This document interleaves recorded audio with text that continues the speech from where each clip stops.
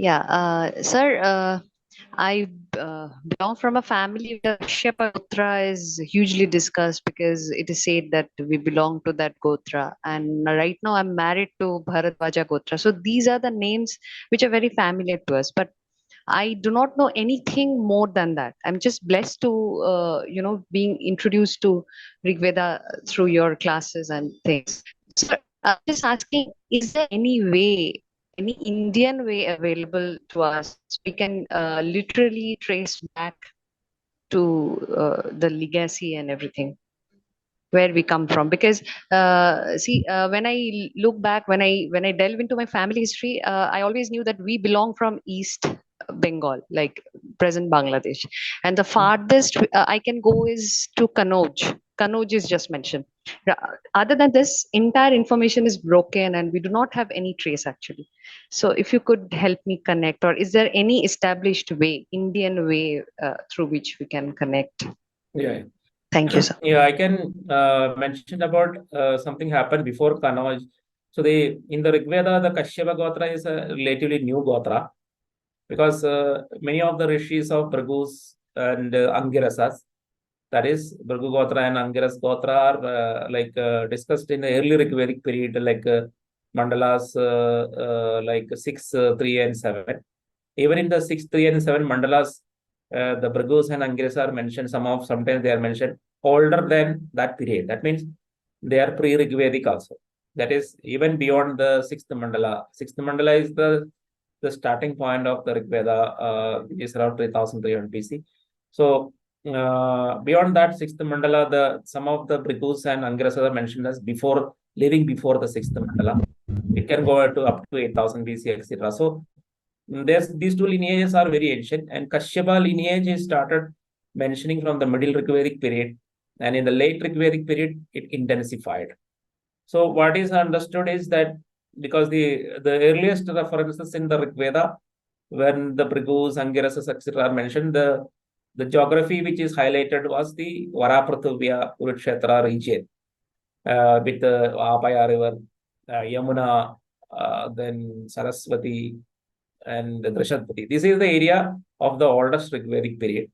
Later on, what happened in the middle Rigvedic period and the late Rigvedic period, the small circle around this Varaprithvya expanded, and they gone even Kashmir and Sindhu River, and then all the western tributary of Sindhu into northwestern Pakistan, even slightly of the Afghanistan, and again it was expanding heavily into the Kashmir region.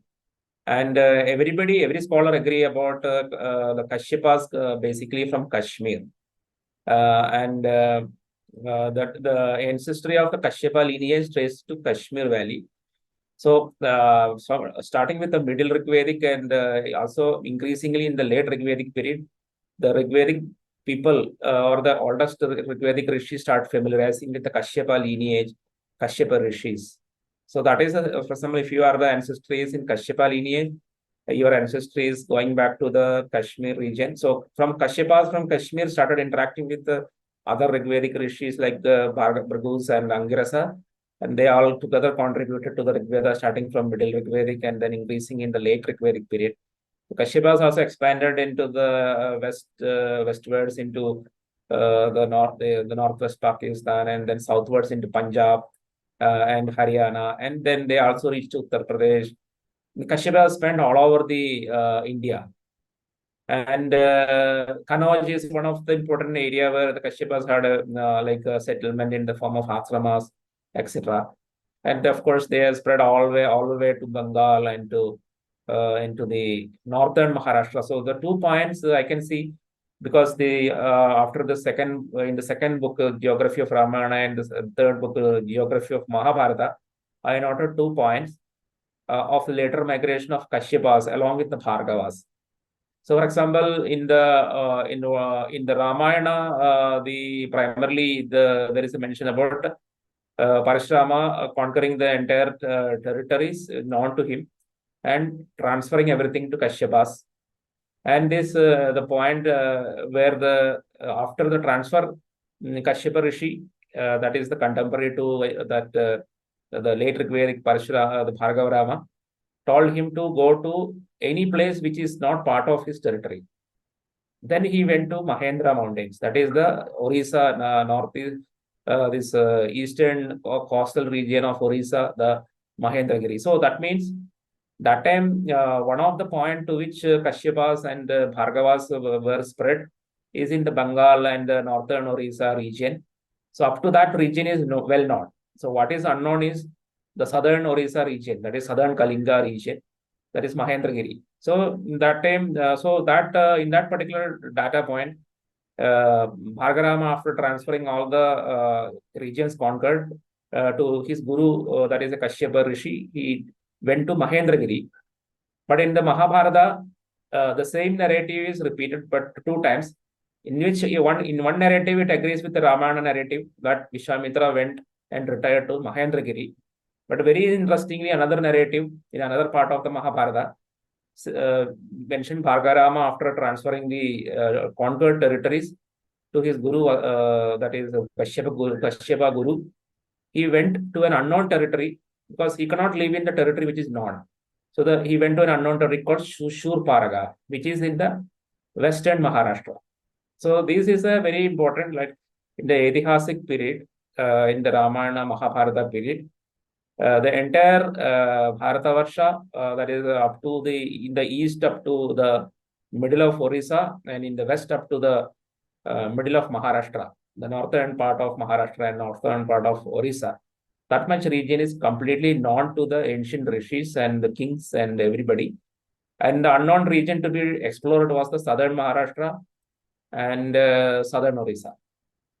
So that is very clear. And then within few hundred years, this is all captured in the Mahabharata and the Ramayana. And then after that, the Purana, after whatever happened is in the Puranas.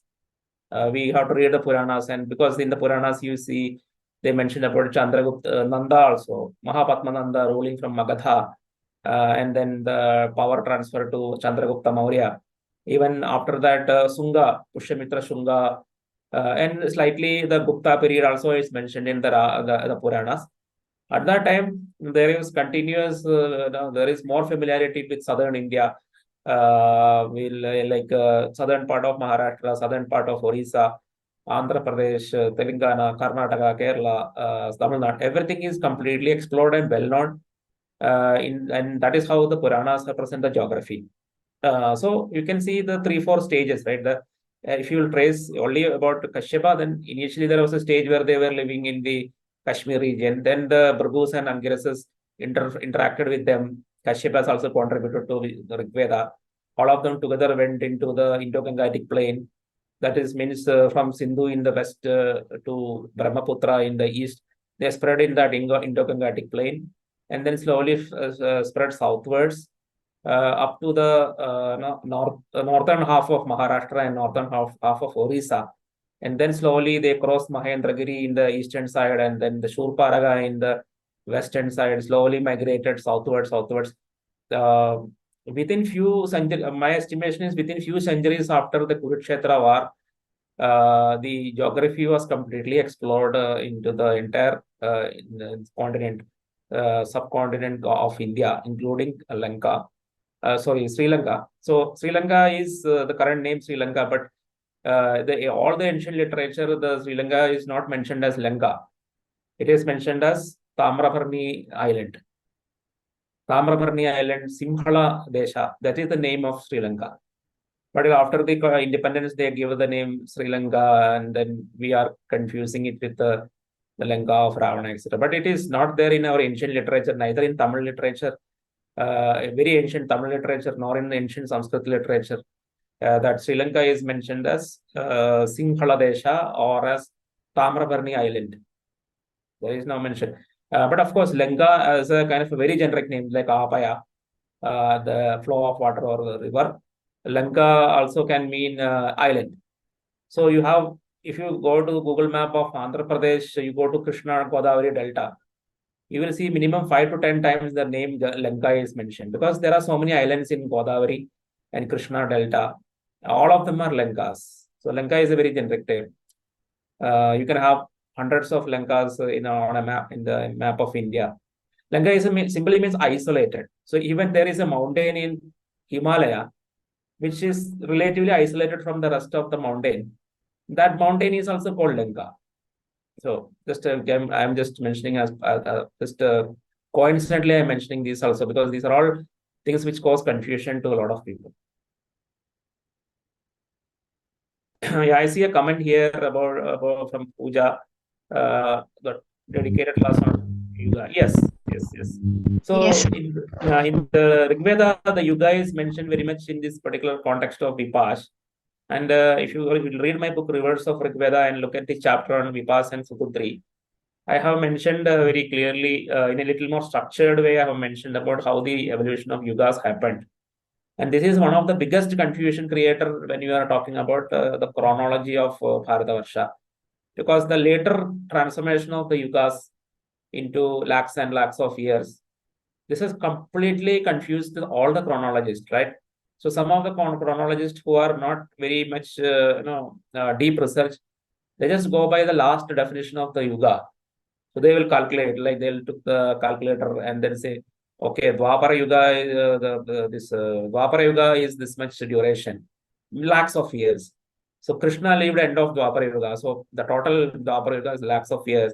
They say, oh, based on my calculation, because Rama is also mentioned as late living in the end of Treta Yuga. So that means if you know the total length of the Dwapara Yuga, you can actually locate both Krishna and Rama.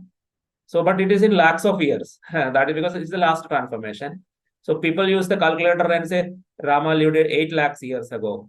8 lakhs years ago because there is no human Homo sapiens also. Primates also not there. Primates only started emerging. So that is why everybody get confused. So I have been for the around 10 years. This is not only just in my books I have mentioned in my website Ancient Voice. From I think from 2008 onwards, I am actually alerting people that you cannot go by these lakhs and lakhs of years of yugas. It's not related to anything related to history. It is basically related to astronomy calculations because because planetary residues are there. Because if you know that when you are creating a calendar, you know that they will do an approximation of 360 years as a solar year. But 5 years are remaining that rishis are intelligent. They know about it. 5 years are remaining. They know about it. So they will add up. No, they will create a larger and larger cycles so that this residue can be accommodated. That is called go vatsa kind of go and vatsa. That is cow and the calf. Cow is considered as a year. Whatever residue that is generated after calculation of an year is the residue. So for 365.25 is the length of an year. And the rishis are intelligent, they know it. So they will first of all approximate it 360 years.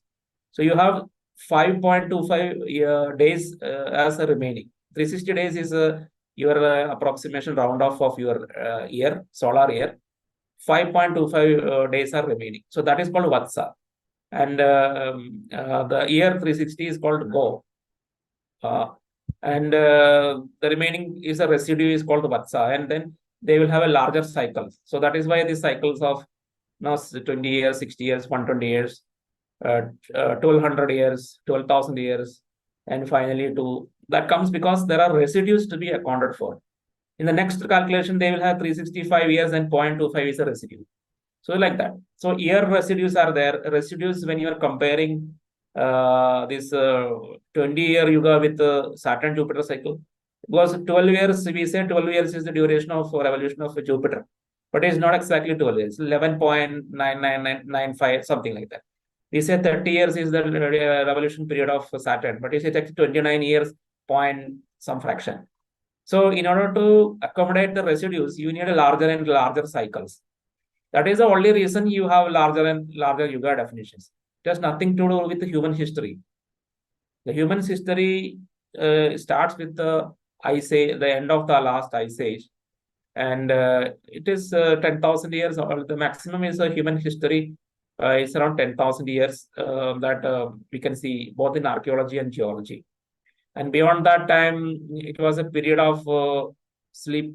It is called a period of kind of sleep where human beings are there, but they are not having that long-term memory or anything like that. They were hunter-gatherers and living in small communities, etc. So they were just in a state of dream. And of course, there are some certain theories emerging. I'm not delaying that, saying that maybe in another 2000, another 1,000 years, another 10,000 years before the current 10,000 years, maybe people have intelligence, etc. Maybe whenever we have a clear evidence about that, we will stick to that. But currently, we don't see that kind of a very convincing evidence. You can see so many things in internet, etc. But when I look at it, last stages when I look at it, it's all a lot of propaganda coming in. I don't see any kind of clear evidence for that. The second civilization anywhere. People always say that there is an Ice Age civilization, etc. Then there are certain evidence, etc. Graham Hancock book they ever tell. So in that Graham Hancock book, there he put a lot of evidence, etc. I go and find out as a researcher when I go and find out that finally after the peeling of all the no, the peel of all the layers of onion, there is nothing there, because sometimes it will be an error in the calculation of the layer in which archaeology deposit was there.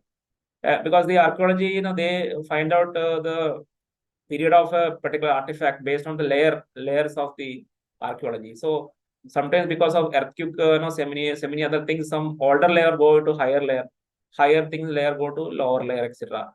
And because of that, they will have chronological errors. Just I will give an example. Like today, you have a mobile phone, and you are using the mobile phone. After use, the Nokia mobile phone, you throw it into the ground, and normal scenario, that mobile phone will be on the upper layer of your ground. But assume that there become a big earthquake happened, and the whatever upper layer, it goes downwards. And if it is a substantial kind of maybe 2 3 other earthquake came, it go further downwards, and it will go to a layer of maybe some 10 or 10 or 30 or 40 meters down, and that 40-meter level down artifact is equivalent to something that is existing in the 5000 BC, 8000 BC, etc. Then you will somebody excavate the Nokia mobile phone and say, no, in 10,000 BC, 5000 BC, we have got a Nokia mobile phone. So this is what sometimes happens. So we have to avoid, whenever this kind of ancient chronological things are coming, we have to do due diligence of it. We will be alert about it, but we have to do a lot of studies to conclude it. So currently, whatever evidence we have is that human civilization, like we started living in townships, villages, etc., from 10,000 BC onwards, and slowly it was a village settlement, smaller. It's like a ward settlement. If I say today's wards, that many some 1,000 people, 2,000 people living together in a settlement. All these things started 10,000 BC onward. Slowly, that becomes city states, like in the Indus Valley civilization. Then it becomes Janapadas, kingdoms, and then later stage it become empires. So kingdoms start emerging in 2000 BC onwards. Earlier, before that, it is city states. The only exceptions are like Sudas, who is having a large territory in 3300 BC, etc. So otherwise, other kings contemporary to Sudas, they were ruling in some cities where with some 50,000 people or living in that city, not more than that. So even the city, the term city itself in the ancient city, it is not like Mumbai metropolitan area where you have crores of people living. Right? It's just 50,000 people or 60,000 people. A larger city mean 1 lakh people. This is only there in the city. So I mentioned about that in the geography of Ramana. What is the length of population strength of Harappan, largest city, the Rakhigarhi, and also the Harappa, Mohenjo-daro, and I'm comparing it with the Ayodhya city and the population. I'm estimating the population in the Ayodhya city, all these things. So a lot of hypes are there, so we have to be very careful about it. Yeah, sir. When you talked about this Kashyapas, they're from Kashmir, they're spreading to Brahmaputra region also to the east. But sir, when we are discussing about the Matsyas or Kikatas or the Chedis who are moving from west to eastwards, so I don't know, you'd be the right person to say whether do we really have any mention about the Ganga Padma Delta, or is it a very new phenomenon?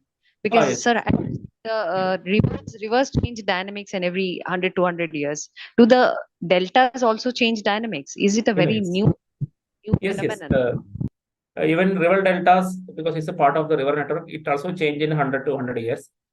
And even that Ganga Padma, that confluence, everything, it has been keep on changing into in 100 to 100 years, etc. Some stable regions, it is like 500 river. So there is a difference in the dynamics also. Somewhere it is a fast change, and sometimes it is a very slow change, etc. is there.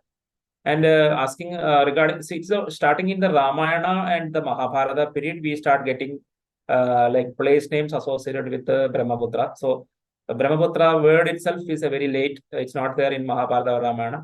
The river was known as Lauhitya, Lohiti River. Lauhitya is the region name of that, where the Brahmaputra is joining Ganga. It is called Lauhitya or Lohiti.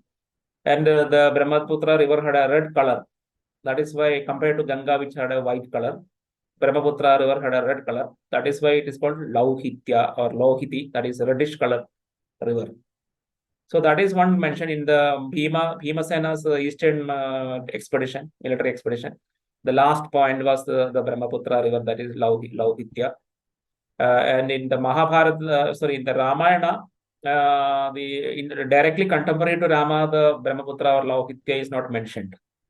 But in a later passage where the Sugriva's army was moving east, west, north for searching for Sita, you see a reference of Lauhitya and the northeast, the eastern regions of Brahmaputra, and even some Kiratas living there, Hemanga, Priyadarshana, etc. That is, some Kiratas are mentioned as very beautiful with very fair skin, etc. And I have associated that with the Nagaland, Manipur, Arunachal Pradesh tribal population. So these are all mentioned, but not contemporary to Sri Rama. Whatever contemporary to Sri Rama, maximum we can take up to Mithila. That is Sita's birthplace. Is maybe 70-80% we can confirm that it is contemporary to Sri Rama. Mithila and location of Janaka, Sita. So only towards somewhere into the Bihar, we have a full, we can say, with a lot of confidence that contemporary to Sri Rama. But maybe 100 years after Rama in the Pandava era, they Brahmaputra region become contemporary to Bhima and Pandavas. Yeah, one question about Sri Lanka. Yeah, they are. That is, my analysis shows that Sri Lanka is not the Lanka mentioned in the Ramayana, but it is subject of the second book, Geography of Ramayana. There are two reasons. There is an internal reason within Ramayana itself, where the path Hanuman takes from Mahendragiri, that very clearly Valmiki mentioned, it is a southern direction path. And it but if from Mahendragiri, that is to, there are Mahendragiri is the typically identified with the southern part of the Malaya Parvata, that is the Western Ghats in Kerala.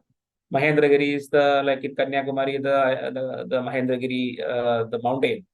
From there southwards, you go into somewhere in some island in the Indian Ocean. But Sri Lanka is in the eastern direction. So that itself, no, we have a invalidation. It invalidates identified Lanka with Sri Lanka, and it is something which is not this particular point of view shared with so many other researchers, including Ved Virarya and others, because by anybody reading Ramayana, they cannot conclude that Lanka is in Sri Lanka. But actual location of Lanka, that is the subject of my third book, second book, which you can read and understand all the reasons for that, etc. So that's beyond the current subject of this talk. Yeah, I think we can conclude it as a like a conclusion, and then we'll look forward for the next session. Thank you. Now it's there. You can hear me? Yeah, yes, yes. Yeah, okay. So we'll conclude today's session.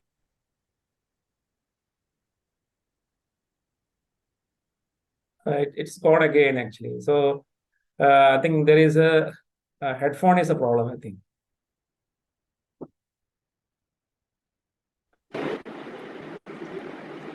Yeah. Yeah, Yeah, so we'll conclude today's session with Shanti Mantra. Thank you, Jijit for your valid inputs throughout the sessions. So we'll together chant the Shanti Mantra and conclude. So we'll all meet you in the next week. The more details would be added.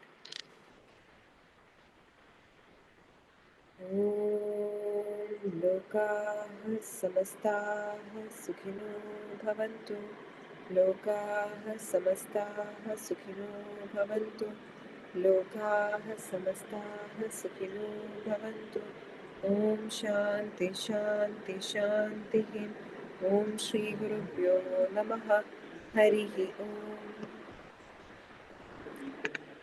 Thank you. See you all.